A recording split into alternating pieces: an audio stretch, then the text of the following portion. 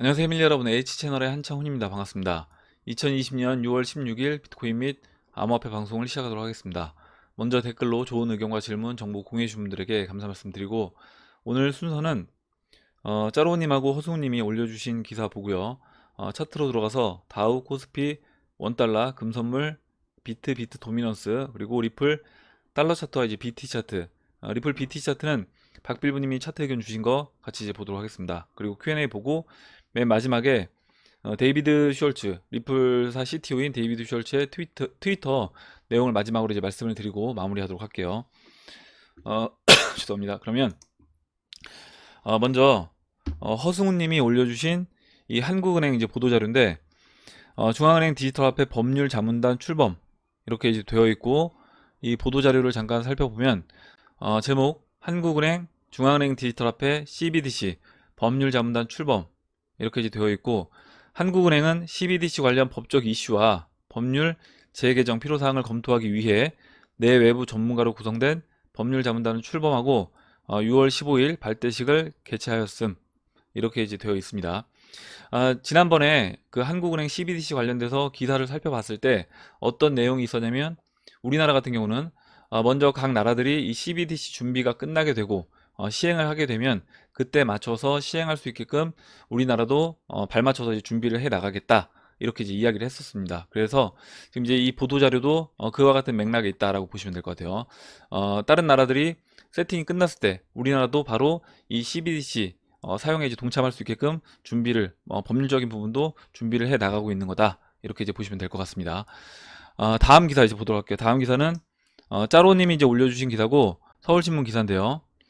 읽어보면 부자들의 코인 세테크 은밀한 부의 대물림, 암호화폐 범죄를 쫓다 일부 대박 신화의 배신, 서울신문 무쇠지대 암호화폐. 우선 이제 이 기사 제목 그리고 이제 부제목들 쭉 살펴보시면 굉장히 이제 부정적인 느낌을 이제 받으실 것 같아요. 저는 이제 대중들이 봤을 때, 야, 암호화폐는 뭔가 이제 편법을 넘어서 불법을 저지르는 사람들이 사용하는 게 이제 암호화폐다, 이렇게 이제 볼 것 같습니다. 기사 내용을 중간 부분을 좀 살펴보면 뭔가 약간 내용이 좀, 저는 제가 봤을 땐 좀 잘못된 부분이 있어서 그 부분을 이제 이야기를 드리려고 하는데, 과세당국은 국내에서 발생한 증여는 아예 손을 놓고 있는 모양새다. 현행 상속세 및 증여세법 제7조는 증여 재산에 대해 금전으로 환산할 수 있는 모든 경제적 이익이라고 정의해 포괄주의를 채택하고 있다. 조원희 법무법인 디라이트 변호사는 암호화폐가 자산성이 있다는 것이 법원 판례를 통해 인정되고 있기 때문에 증여세를 부과할 수 있다고 해석했다. 당연히 이제 증여세 부과됩니다. 다만 조 변호사는 하지만 거래소를 통하지 않고 암호화폐 지갑 간 거래의 경우 자금 흐름을 파악하기 쉽지 않고 세금 부과에 현실적인 어려움이 있다고 덧붙였다. 이렇게 이제 되어 있어서 아마 이제 내용을 모르시는 분들 같은 경우는, 야, 이제 암호화폐를 가지고 지갑 간에 자녀한테 증여를 할 때 세금을 피하는구나, 탈세를 하는구나, 이렇게 이제 볼 수 있다는 거죠. 저는 근데 이 부분은 내용 좀 전달이 잘못됐다. 무슨 얘기냐면, 지금 우리가 만약에 자녀한테 내가 현금을 10억을 자녀한테 준다 라고 했을 때 이 부분은 증여세 안 내고 줄 수 있는 겁니다. 아니면 뭐 골드바를 뭐 10개를 준다 라고 해도 당연히 증여세 안 내고 줄 수 있는 거죠. 그냥 현물로 주는 거니까. 그렇게 이제 보시면 될 것 같고, 암호화폐도 마찬가지로 내가 그 나노레저 지갑에 넣어서 자녀에게 줬을 때는 그 부분은 증여세를 안 내고 줄 수 있는 겁니다. 근데 이제 문제는 뭐냐면, 나중에 이 암호화폐 가격이 올라갔을 때 그 올라간 암호화폐에 대해서 자금 출처를 밝혀야 되는데, 그 출처 밝히는 게 굉장히 어렵다는 거죠. 그러니까 자녀가 어떤 자산을 매입을 하고 싶을 때 그 매입을 하기 위한 자금 출처가 나와야 되는데 그 자금 출처가 안 나온다라는 겁니다. 우리가 현금을 증여할 때도 신고를 하는 이유가 이제 바로 이제 그런 이유고, 지금도 마찬가지예요. 그러면 지금도 자녀에게 암호화폐를 증여할 때 이 부분, 내가 나중에 자녀가 암호화폐 가격이 올라가서 이 부분에 대해서 자금에 대한 출처를 명확히 하고 싶다라고 하면 당연히 증여세 저는 신고를 해야 된다. 그 증여 세금을 내지 않는다고 하더라도, 그러니까 2천만 원 미만이어서 증여세 내지 않는 그 범위에 있다고 하더라도 증여세 신고를 하는 게 저는 좋다, 이렇게 이제 보고 있습니다. 탐사기획부가 국세청에 대한 정보 공개 청구 등을 통해 확인한 결과 국내에서 암호화폐 증여세를 부과한 사례는 현재까지 전무하다. 이거는 그러니까 2천만 원 미만으로 암호화폐를 증여하게 되면 암호화폐 증여를 했다고 하더라도 세금을 안 내고 증여를 하는 거예요. 그래서 이거는 불법적인 건 아니다. 현금도 마찬가지로 2천만 원까지는 세금 안 내고 증여할 수 있는 겁니다. 공공연한 무세지대이다 보니 마치 이제 암호화폐를 증여한 사람들이 세금을 안 내는 그런 사람들로 이제 표현을 했어요. 전 이제 이 기사 보면서 좀 이제 기사 표현이 좀 잘못됐다라고 봤는데, 자산가들이 암호화폐를 편법 증여의 수단으로 활용하고 있는 실정이다. 강남의 한 PB는 2017년부터 코인으로 증여해 세금을 줄일 수 없냐는 문의가 많았다면서 상담을 한 증여 규모는 최소 10억 원 이상이었다고 말했다. 이렇게 이제 되어 있는데 10억 원 증여할 수 있습니다. 할 수 있고, 아까 설명드렸던 것처럼 우리가 현금을 자녀한테 그냥 주고 세금 안 낼 수 있는 것처럼 그냥 이 암호화폐를 나노레저에 넣어서 자녀에게 증여를 하고 세금 안 낼 수 있어요. 근데 이제 문제는 뭐냐면 나중에 이제 이 부분도 암호화폐 가격이 올라가서 그 10억 원이 100억 원 아니면 이제 그 이상 뭐 1000억 원 이렇게 됐었을 때 그때 이 자금에 대한 출처를 밝힐 수가 없다라는 겁니다. 그러면 차라리 10억 원을 증여한다고 하더라도 증여세를 정당하게 내고 증여를 하는 게 맞다. 그래야지 나중에 그 자녀가 나이가 들어서 암호화폐 가격이 올라갔을 때 그 부분에 대한 자금 출처를 명확히 이제 밝힐 수 있는 거다. 이렇게 이제 생각을 합니다. 이렇게 이제 말씀을 드리고, 그럼 이제 차트로 들어가서 다우 지수부터 보도록 할게요. 다우 지수가 이제 최근에 변동성이 이제 굉장히 커졌습니다. 어제 이제 이 마감한 것만 보면 157포인트로 상승을 해서 0.6% 상승을 해서 뭐 크게 이제 움직이지 않은 것처럼 보이지만, 보시면 이 아래 꼬리도 이제 굉장히 길게 달려 있고, 그 다음에 이제 양봉으로 쭉 올라와서 120일 이평선까지 올라와서 이제 마감을 해줬어요. 그래서 이 장중의 변동폭이 굉장히 커졌다.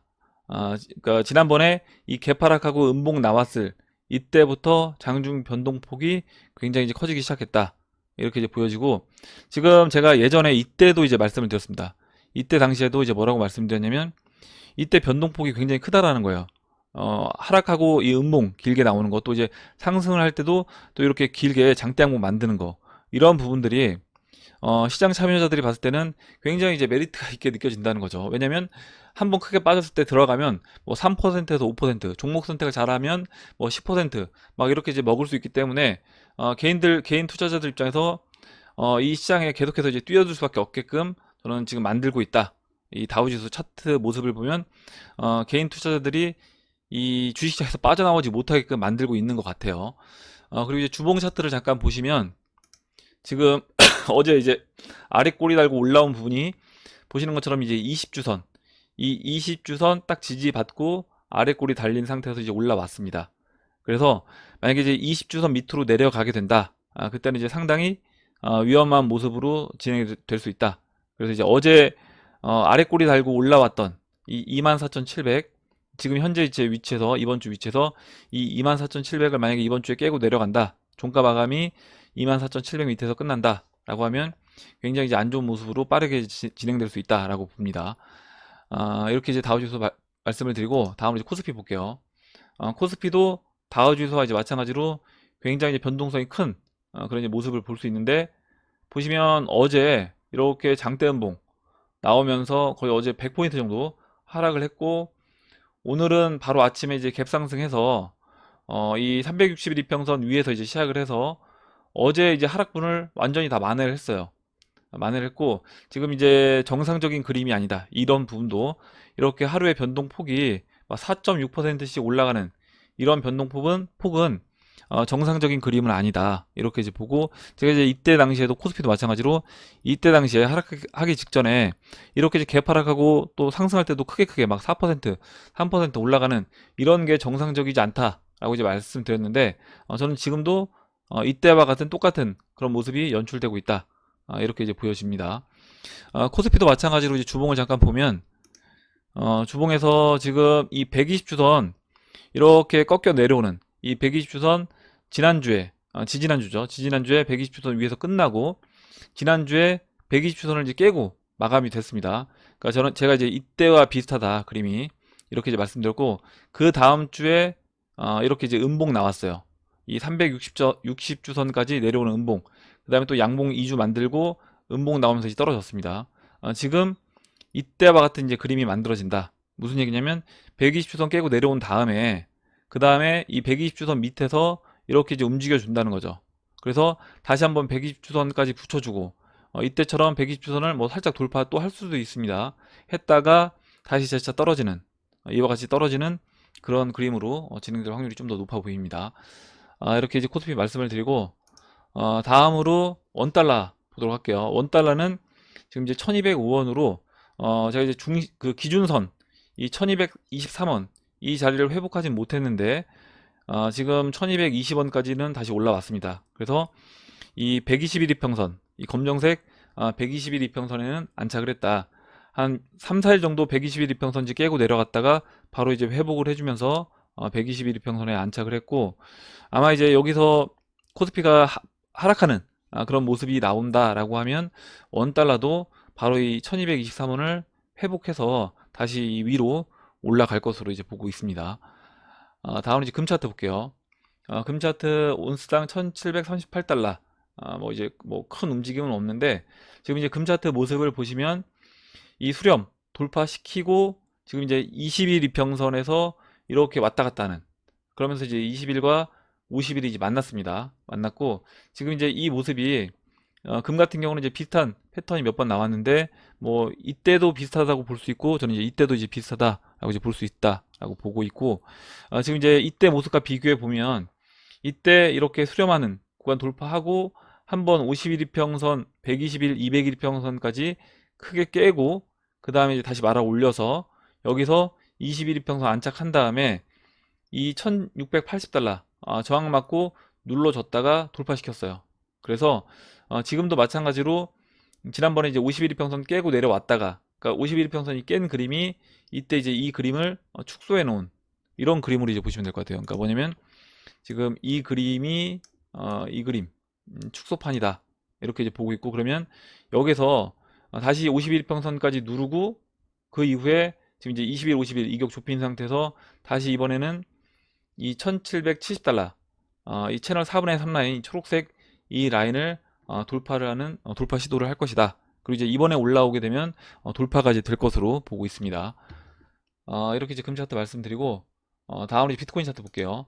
9,557달러 122달러 올라와서 1.3% 상승을 해주고 있고, 지금 비트코인하고 지금 다우지수 움직임하고 비슷하게 이제 움직이고 있기 때문에, 어제 다우지수가 빠질 때 비트코인 같이 빠졌다가 다우지수가 이제 양봉 만들어주면서 또 이제 비트코인이 단기적으로 같이 올라왔습니다. 그래서 아직까지는 어떤 동조가 되는 그런 이제 모습을 볼 수 있는데, 저는 큰 그림에서는 분명히 이제 위치가 다르기 때문에 나중에 이제 그 다우지수가 크게 하락할 때 비트코인이든 암호화폐들은 다른 모습을 보여주는 타이밍이 저는 이제 올 거다 이렇게 이제 보고 있고, 지금 아직 이제 21일평을 넘지 못하고 51일평선 사이에 있습니다. 그리고 어제 이제 봉 마감을 51일평선 위에서 보시는 것처럼 마감을 해줬어요. 20일, 50일 이 사이에서 이제 마감을 해줬고, 물론 장중에는 이렇게 51평선을 깨면서 밑에 이제 360일 이평선까지 내려왔다가 올라왔습니다.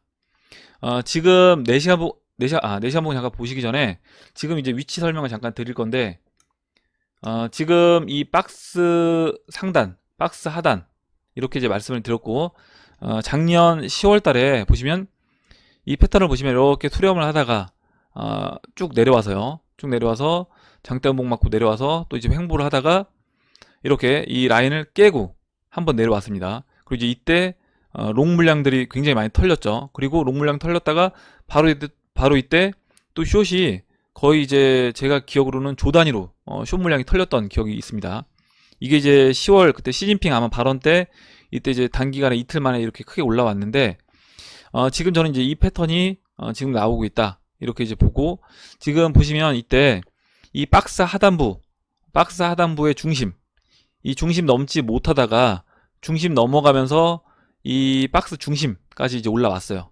박스 하단부 중심에서 박스 전체 중심까지 이렇게 이제 올라왔습니다. 그래서 이제 같은 폭만큼 상승을 해줬다 이렇게 이제 보시면 되고, 지금 4시간 봉에서 보시면 지금 작년 이제 10월달 그때 모습과 굉장히 비슷한 모습이 나왔습니다. 뭐냐면 지금 이 자리를, 이 박스 하단의 이제 상단인데 이 자리가요.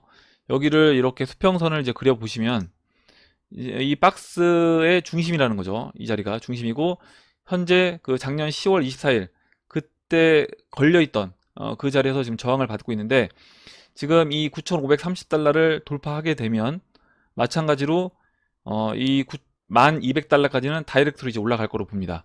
아까 이제 그 10월 24일에 올라왔던 것처럼 이 자리를 이제 돌파하게 되면 1200달러, 1300달러까지는 다이렉트로 이제 올라와 줄 거다. 그리고 여기에서 다시 저항 맞고 떨어지느냐, 작년 10월 24일 저항 맞고 떨어졌던 것처럼 다시 한번 떨어지느냐, 아니면 돌파해서 이제 올라가느냐, 그 차이가 이제 있을 거라고 보는데, 지금 이 1200달러를 계속 돌파 시도를 하고 있는데 못 넘고 있어요. 못 넘고 있는데, 이번에는 이번에 이제 돌파 시도를 하게 되면 넘을 확률이 좀 더 높다, 이렇게 이제 보고 있고, 그 이유가 지금 이 122평선, 202평선이 이제 모였다가 지금 이제 다시 이제 벌려주는 그런 상태에 있는데, 122평이 이때 당시에도 작년 4시간 봉에서 작년 6월달 이때도 이렇게 120평, 202평이 모였다가 이제 벌리면서 이격을 이제 벌리면서 이렇게 이제 크게 상승을 했습니다. 그래서 이번에 다시 한번 이제 에너지 모으면서 이 이격 좁히고 거의 이제 만났다가 다시 이제 벌어지는 그런 상황이기 때문에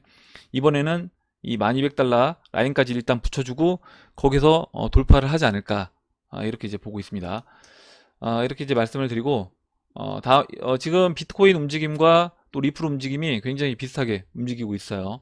다음으로 비트코인 도미너스 이제 보도록 하겠습니다. 비트코인 도미너스가 올라왔습니다. 66.54로 지금 21일 평선 다시 이제 올라탔는데, 제가 이제 어제 말씀드릴 때 이때와 다른 점, 지금 이때 1월 31일 21일 평선 내려왔을 때와 지금 다른 점은 이 200일 평선 그리고 지금 360일 평선의 이 각도가 다르다. 이때는 200일 평선이 이제 꺾였고 지금은 360일 평선이 아직까지 이제 올라오고 있기 때문에 여기서 바로 이제 꺾이기보다는 한 차례 더 올라왔다가 꺾일 수 있다. 물론 뭐 바로 꺾일 수도 있겠지만 한 차례 올라왔다가 꺾일 수 있다.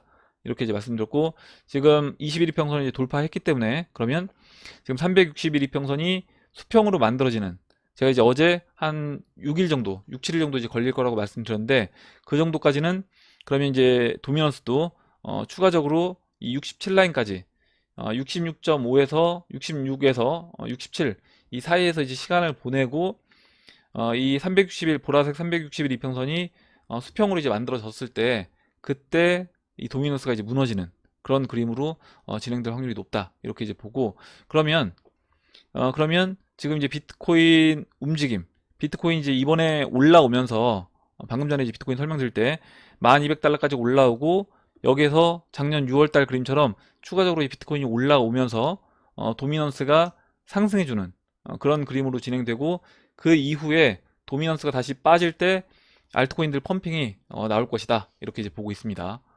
이렇게 이제 설명드리고 다음으로 이제 리플 차트 볼게요. 리플 0.193달러에 위치를 하고 있고, 자 이제 리플 차트도 이렇게 이제 수평선을 4개를 그렸습니다.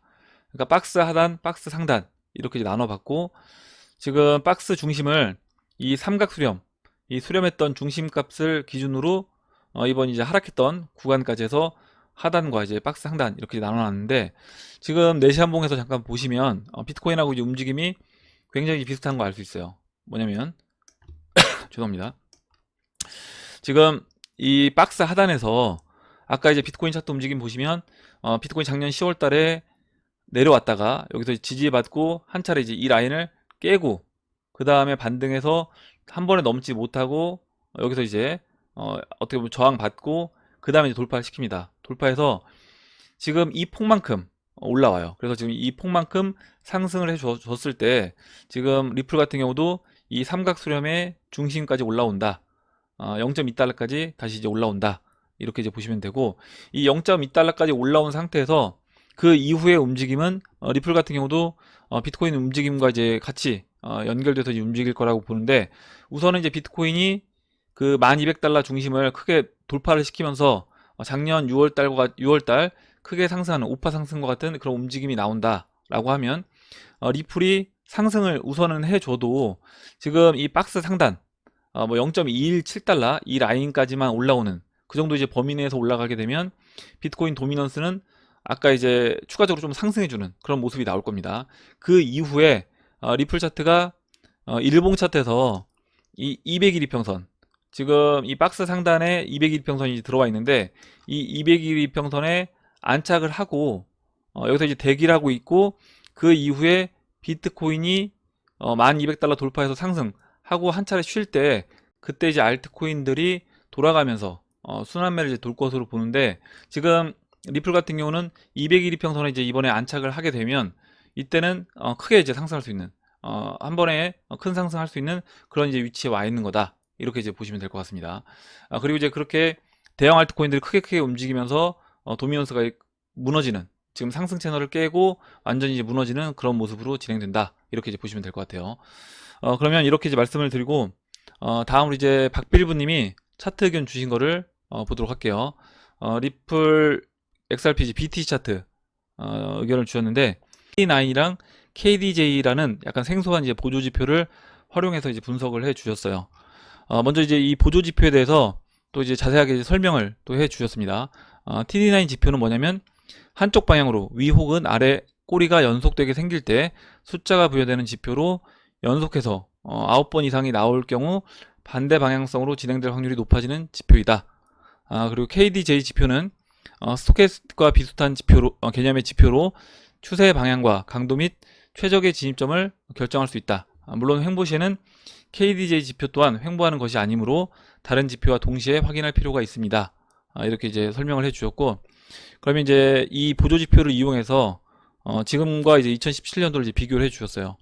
XRP 초기 현재까지 주봉에서의 TD9 지표와 KDJ 지표, 그림에서 확인할 수 있듯이 XRP BT 초기부터 현재까지 주봉에서 TD9 지표상에서 이 9라는 숫자가 뜬 이후 바로 상승을 하거나 혹은 몇 주간 추가 하락 후 상승을 이어갔다는 점을 확인할 수 있습니다.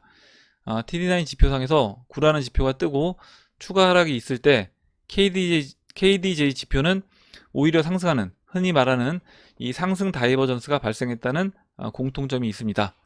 이렇게 이제 적어주셨고, 지금 이제 위에 있는 이 전체 그림이 그 부분을 이제 표현해 주신 거예요. 이렇게 이제 9번까지 이제 번호가 매겨지고, 그때 이렇게 이 KDJ 보조 지표에서는 이 상승 다이버전스가 나왔다. 그리고 그 이후에는 보시는 것처럼 이렇게 상승이 나왔다라는 겁니다. 이때도 마찬가지고, 이때도 9번이 뜨고 추가적으로 하락하고, 보조 지표에서 이 KDJ는 이렇게 이제 상승 다이버전스가 나오고 그 이후에 이제 상승하는 그림, 이런 것들이 계속해서 이제 반복적으로 나왔다, 이 내용을 적어주셨고, 2017년도를 확대해서 보면 이때 이제 보시는 것처럼 마찬가지로 저점을 낮추면서 이렇게 9번까지 뜬 이후에 추가적으로 좀 더 내려왔습니다. 내려오고 그 이후에 이렇게 상승 다이버전스 나오고 상승하는 그림, 이렇게 마찬가지로 물론 이제 크기는 다 차이는 있지만 이렇게 상승하는 이제 모습이 나왔다, 이렇게 써주셨고요. 2020년도 이제 현재를 보면, 현재도 마찬가지로 이때도 이렇게 상승 다이버전스 짧게 나오고 크게 움직여주는 모습, 그 다음에 이때도 이제 9번까지 내려오고 상승, 9 내려온 이후에 추가적으로 한 4주 정도 흘러내리다가 또 상승, 그리고 이제 9번 나오고 이때는 좀 많이 빠졌네요. 추가적으로 많이 빠지고 상승을 하긴 했는데 짧게 상승했습니다. 그리고 9번 나오고 횡보하다가 상승, 이렇게 이제 나왔는데, 내용을 이제 읽어보면, 현재 위치 추정, 현재 위치를 아래 꼬리가 길게 달린 위치의 다음 주로 본다면, 파란색 라인 2400사토시까지 상승 후 8주, 11주 추가 하락을 하게 됩니다. 그리고 KDJ 지표상에서 상승 다이버전스가 나온다면 2017년과 동일한 진행으로 볼 수 있습니다. 상승은 8월 중순 이후에 나올 수 있을 것으로 보입니다. 2017년 상승 1파 가격의 위치와 2020년 상승 1파 가격의 위치, 2017년 상승 1파 이전 고점의 일목 기준선 그 고점을 넘고 일목 기준선 고점에서 복 마감이 이루어졌네요. 2020년 상승 1파 예상, 동일한 관점으로 생각해 보면 1파 상승은 15,800사토시까지 상승을 하고 13,229사토시 정도에서 복 마감이 있을 것으로 보입니다. 이렇게 이제 적어주셨는데, 여기 이제 일목이 나와 있고요. 보시면 이렇게 이제 9까지 여기서는 6까지 나왔네요. 9 나오고 추가적으로 이렇게 이제 하락을 하다가 6주 이상 하락을 했습니다. 하락하다가 그 이후에 2017년도에 이렇게 이제 상승을 했는데, 이 상승을 할 때 이 위치가 보시면 그 일목에서 이 기준선 고점 위치에서 이제 복 마감이 됐다. 윗꼬리가 달린 상태에서 복 마감은 일목 기준선 고점에서 복 마감이 이루어졌다. 이렇게 이제 되어 있고, 그러면 지금도 마찬가지로 일목 그 주봉에서 기준선을 보면 위치가 한 13,200 정도 된다라는 겁니다. 그러면 이번에 이제 1파가 나오고 1파에서 이제 윗꼬리 달고 조정을 받을 때 그 조정받는 부분이 한 13,000 사토시까지 해서 그 조정을 받는, 조정이 아니라 이제 봉 마감이 되는 그런 모습으로 이제 1파가 나올 거다, 이렇게 이제 예상을 해주었고, 그 다음에 보시면 이제 2파 조정은 여기 이제 구름대까지 내려오는 뭐 이 정도로 내려왔네요. 그리고 다음 이제 2017년도 3파 후 4파 조정의 위치와 2020년 3파 후 4파 조정의 위치. 2017년도 4파, 지금 이제 3파 상승하고 그 4파를 어디까지 조정을 줄 거냐, 그 부분을 보시면 2017년도 같은 경우는 이 3파 상승하고 이 4파 조정의 위치가 여기 이제 양운 위치까지 해주신 것 같아요. 잠깐만요. 예.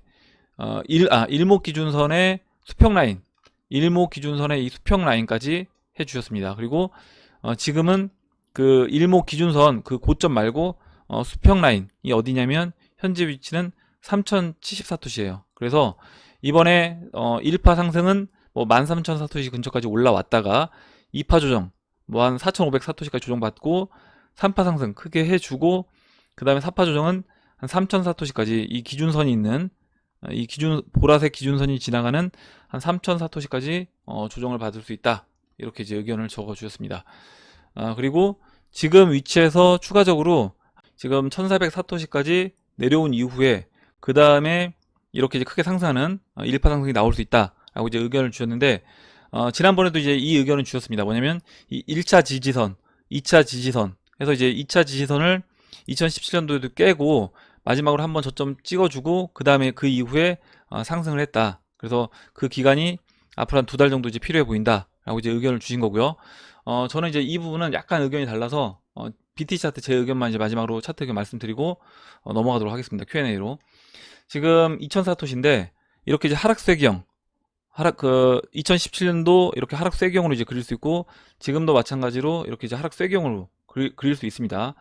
물론 이제 박빌부님이 의견 주셨던 것처럼 지금 이제 여기에서 한 단계 더 내려와서 그러니까 이제 하락세기에서 트랩을 만들고 올라갈 수도 있는데, 지금 보시면 이 하락세기 하단 추세 라인에 이제 붙어 있어요. 현재 이제 붙어 있기 때문에 여기서 이제 이번에 올라온다라고 하면 지금 이 하락세기 상단 추세 라인인 20주 이평선까지 이제 올라와 주게 되면, 그리고 20주선을 이제 돌파해주는 모습이 나오면 그때는 바로 이제 1파 상승이 이때처럼 나올 수 있다. 저는 이제 이렇게 보고, 그러면 8월 달까지 가지 않고 6월 달 안에도 충분히 이와 같은 저는 이제 움직임이 나올 수 있지 않냐, 이렇게 이제 보고 있는데, 일단은 기준점은 지금 이 상단 추세 라인, 특히 이제 20주선 이 2400사토시 2400사토시를 완전하게 이제 돌파를 하게 되면 그때는 1파 상승이 시작이 됐다.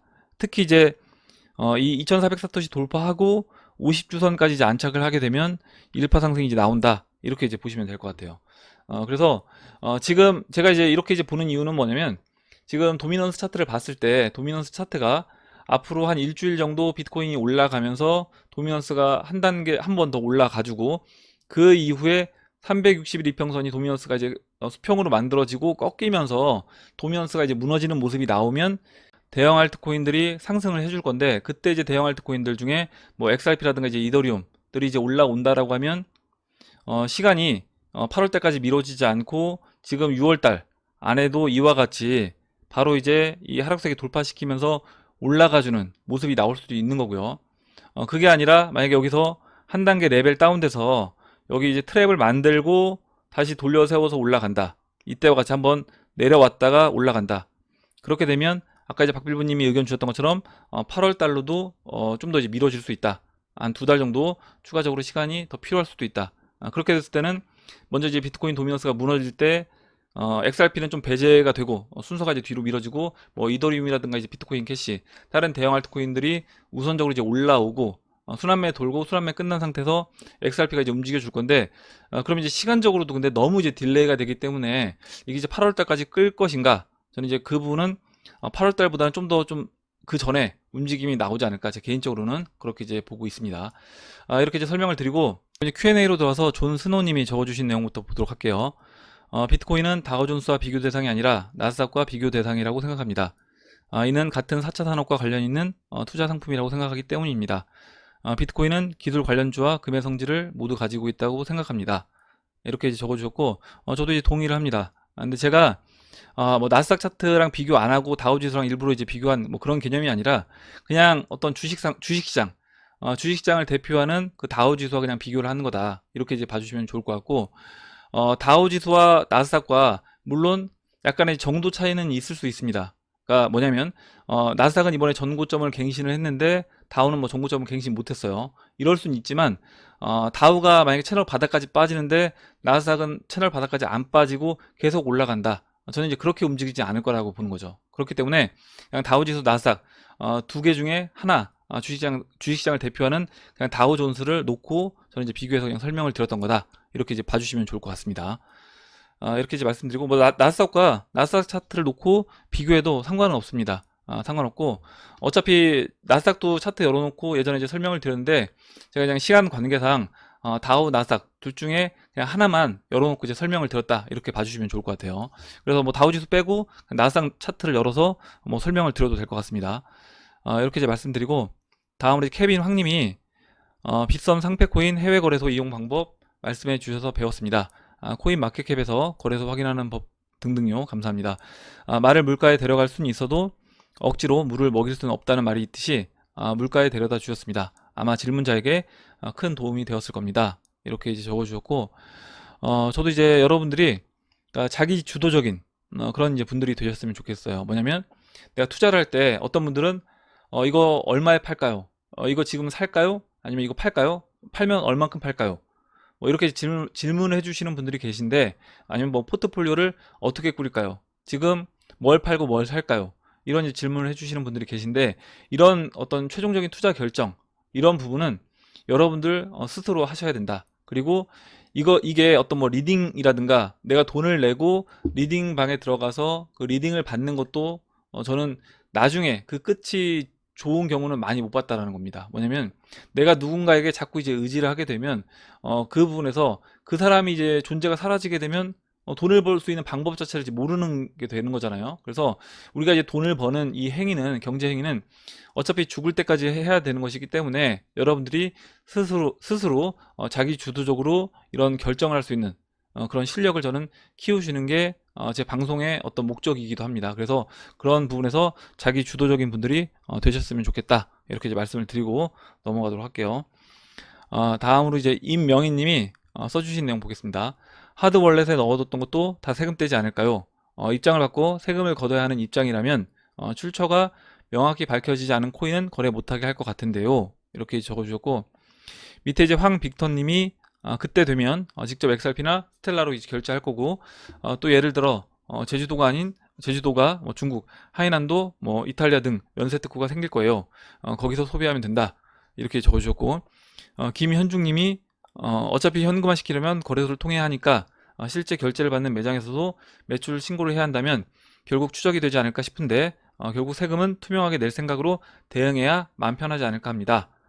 이렇게 적어주셨고 저도 이제 밑에 김현중님 의견에 동의를 합니다. 뭐냐면 만약에 세금을 내야 된다 내야 된다라고 하면 당연히 내는 게 맞다. 근데 일단 나노레저 지갑에 넣어놓는 거 그 부분은 저는 문제되지 않습니다. 뭐냐면 나노레저에 넣어놨다가 나중에 다시 거래소로 옮길 때도 그 부분에서 내 계좌 내 거래소 계좌에서 나온 그 흔적이 있기 때문에 그 부분만 증명이 된다라고 하면 다시 거래소에 넣어서 세금 내고 매도할 수 있다라는 거죠. 그래서 그 부분은 문제가 되지 않는다 이렇게 이제 보고 있고 나중에 뭐 직접 결제를 통해서 이런 부분에서 그냥 소비를 통해서 세금을 안 내는 부분 이 부분은 예전에 이제 기사에서도 나왔습니다. 그러니까 소액 결제의 경우는 세금 면세가 되는 미국에서도 뭐 30만원 300불 미만은 면세를 해준다 이런 부분이 있었기 때문에 아마 그런 개념으로 보시면 될 것 같아요. 이렇게 이제 설명을 드리고 다음 이제 소시파더님이 써주신 내용 볼게요. 제가 가끔씩 마음을 다잡을 때 보는 영상입니다. 원대한 목표까지는 오늘 하루의 기다림과 공부면 충분합니다. 어느새 목표점에 도달하는 그날을 위해 오늘 하루만 생각하고 걷자. 그러면 도착해 있을 것이다. 이렇게 적어주셨고 올려주신 영상을 보면 이 원대한 목표를 이루는 하루의 계획 체인지 그라운드 영상이고 이 영상 초반에 이 트래블, 여행에 대한 어떤 어원이 나오는데 이 여행의 어원이 이 트레베일인가요? 고통, 고난이라고 합니다. 그래서 우리가 여행이 어떤 목적지에 도달하는 그 여행을 하는 과정에서 고통과 이제 고난이 수반이 된다. 저는 이 투자도 마찬가지다. 투자에서 우리가 이제 원하는 그 목표를 이루기 위해서는 당연히 그 과정에서 일정 부분의 어떤 고통과 이제 고난을 필요로 하고 그 과정을 잘 겪은 사람만이 그 목표를 이룰 수 있다라고 생각을 합니다. 그리고 이제 소지파더님이 이야기해 주신 것처럼 그 목표를 이루는데 너무 이제 그 시간을 길게 본다라고 하면 내가 이제 견디기가 힘들기 때문에 그냥 하루하루 충실하게 이제 시간을 지내다 보면 어느새 이제 목적지에 도착해 있는 때가 온다라고 이제 적어 주셨습니다. 좋은 글 써 주셔서 읽어봤고요. 다음으로 이제 막걸리 17년타님이 최근 이슈들을 정리를 해 주셨는데 읽어보도록 하겠습니다. 사막 메뚜기, 중공 동북, 삼성 출연 임박. 두 번째로 이제 인도 천재소년 점성가래요. 하반기 12월, 3월 역대급 변이 변종 바이러스 출몰 예언. 1차 및 다수 글로벌 위기를 적중했대요. 세 번째로 국내 1 금융권들 디지털 암호자산 커스터디 및 수탁 업무 발빠른 행보. 이 부분은 이제 국민은행과 농협 우리가 이제 기사를 통해서 이제 봤던 부분입니다. 네 번째로 김정은 식물 상태 확실한 걸로 판명. 이렇게 이제 되어 있고 이렇게 이제 보시는 분들도 많고 또 이제 김정은은 이미 사망했다. 이렇게 이제 보시는 분들도 계시더라고요. 다섯 번째로 3분기 7월에서 9월 격변의 위기 인식. 여섯 번째 습근평 시진픽 실각 관련 향후 1년 2년 내 재고 착수 상하이방. 7번 도란프 재선 반전 플랜 B 작동 시작. 국내외 주류와 달리 도란프 우호적이다. 이렇게 이제 되어 있는데 우리나라 이제 기사들 같은 경우는 지금 이제 민주당이 여론조사를 했을 때 되게 우세하다. 바이든이 굉장히 이제 14% 앞서고 있다. 이렇게 나와 있는데 그 여론조사한 인원을 보면 뭐 1,400명 여론조사를 했는데 그 여론조사한 지역 자체가 민주당 텃밭인 지역에서 여론조사를 해서 그와 같은 뭐 결과가 나왔다라고 이야기를 하는 것도 봤습니다. 이렇게 이제 말씀을 드리고 그리고 이제 막걸리 17년사님이 아워 데일리 브레드 검색을 하면 뭐 음모론 관련된 영상을 이제 볼 수 있다라고 또 이제 올려주셨어요. 관심 있으신 분들은 이제 보시면 될 것 같고 다음으로요 나린다오님이 영상을 이제 올려주셨는데 악과 선의 싸움에서 꼭 이 세상을 통치하는 분이 힘이 얼마나 위대한지 알려지리라 의심도 없고 선의의 편에서 기도하겠습니다. 이렇게 적어주셨고 두 개 이제 영상을 올려주셨는데 저는 이제 개인적으로 뭐 종교가 없고 무교입니다. 무교인데 지금 이제 올려주신 영상을 쭉 보니까 이 영상 초반에 이런 이야기가 나와요. 이 세상의 신은 사탄이지만 사탄의 능력은 하나님의 컨트롤 안에 제한되어 있다는 것을 알아야 한다. 뭐 저 종교적인 의미를 떠나서 지금 우리 지구를 어떻게 보면 지배하는 거는 제가 이제 어제 영상에서도 말씀드렸던 것처럼 딥스테이트 세력들이 이미 금융도 장악하고 기업들도 다 장악하고 주류 언론들까지 다 장악한 정치계까지 다 장악한 그런 상태입니다. 그래서 이 세상의 신은 사탄이다 라고 이야기한 이 사탄이 결국 이제 그 딥스테이트 최상단에 있는 그 소수 몇 명들 그 부분을 아마 이야기하는 것 같고 사탄의 능력은 하나님이 컨트롤 안에 제한되어 있다는 것을 알아야 한다. 이렇게 이제 되어 있는데 제가 이제 어제 영상에서 이제 말씀드렸던 것처럼 그들 위에 누군가 뛰는 놈 위에 이제 나는 놈이 있다. 라고 할 때 나는 놈이 뭐 하나님이 될 수도 있을 것 같습니다. 이렇게 이제 보시면 될 것 같고 뭐 개인적으로 이제 종교는 없지만 충분히 저도 이런 의미로도 해석을 할 수 있다라는 생각이 들어서 한번 이제 소개를 해드렸습니다. 이렇게 이제 말씀을 드리고 다음은 이제 김태우님이 차트 의견을 주셨는데 리플 XRP 매물대 집중 라인이 350원과 500원대 라인이네요. 즉 500원대 지금 당장 뚫기는 어렵겠지만 이 매물대만 뚫는다면 상상은 여러분들께 맡길게요. 2년 6개월 물려있으나 XRP에 대한 믿음이 있기에 환한 그날을 기다리며 존버합니다. 이렇게 적어주셨습니다. 다음으로 울프윈드님이 적어주신 내용 볼게요. 제가 볼 때는 비트 도미넌스는 상승할 가능성이 높지 않을까 싶네요. 상승 채널의 바닥이 있는데 그걸 뚫고 아래로 내려가기보다는 다시 채널 상단으로 갈 확률을 점치는 게 더 자연스러워 보입니다. 어제 조코님 의견하고 이제 같은 맥락에서 이야기해 주신 것 같아요. 그리고 모두가 알다시피 비트가 먼저 질주를 한 후 고점에서 횡보하며 도미넌스를 알트에 나눠주는 게 정석이죠. 비트가 높아진 다음에 사토시를 올려야 원화 달러 가격을 크게 찍을 수 있다는 걸 생각해보면 지금은 비트 가격이 너무 낮아 보입니다. 만약 지금 수준에서 사토시 차트 펌핑을 한다면 원화 달러 가격은 크게 못 올리고 사토시 상승에 따른 후유증만 오래 져야 하는 상황이라 알트들 입장에서도 안 좋을 듯 하네요. 이렇게 이제 적어 주셨습니다. 아마 이제 어제 조커님 의견하고 이제 비슷한 관점에서 이야기를 해주신 것 같습니다. 이렇게 이제 보고 다음으로 이제 탱크야님이 이렇게 영상들을 쭉 링크를 걸어 주셨습니다. 이 영상들은 제가 봐도 이 암호화폐 투자를 하신다라고 하면 꼭 이제 봐야 되는 그런 영상이라고 생각이 되는데, EBS 다큐 프라임 자본주의 제1부 돈은 빚이다. 그리고 신세계 질서를 불러오는 세계 경제 붕괴와 돈의 비밀, 자본주의 제3부 금융지능은 있는가, 레이 달리오 경제를 쉽게 이야기하다. 이렇게 이제 되어 있고요.